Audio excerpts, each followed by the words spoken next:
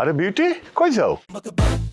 আপনি না আমারে খবর দিছেন, আপনার বাড়িতে যাইতেছিলাম। হ্যাঁ, খবর দিছিলাম, কিন্তু পরে ভাবলাম যে তুমি কষ্ট করে আমার বাড়িতে যাবা, তার চেয়ে আমি কষ্ট করে তোমার কাছে আসি। এই জন্য তোমার দোকানের দিকে রওনা করছিলাম। ডাকছেন কেন?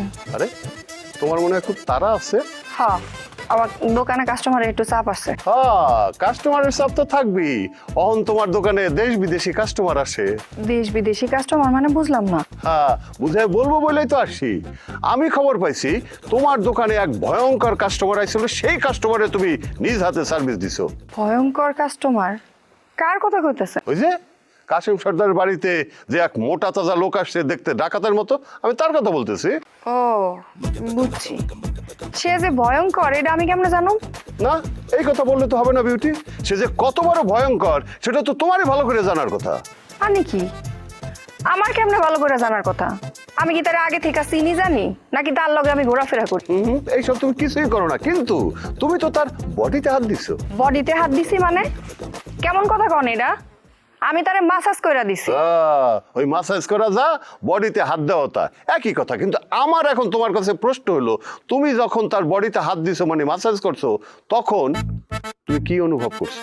আমি আবার কি অনুভব করুম?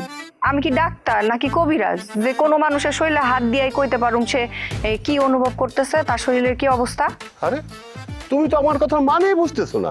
আমি না সত্যি আপনার কথার আগা মাথা কিছুই বুঝতেছি না চেয়ারম্যান সাহেব। আচ্ছা ঠিক আছে, চলো এক কাজ করি, তোমার দোকানে যাই বসি, দোকানে গিয়ে ঠান্ডা মাথায় কথা বলি।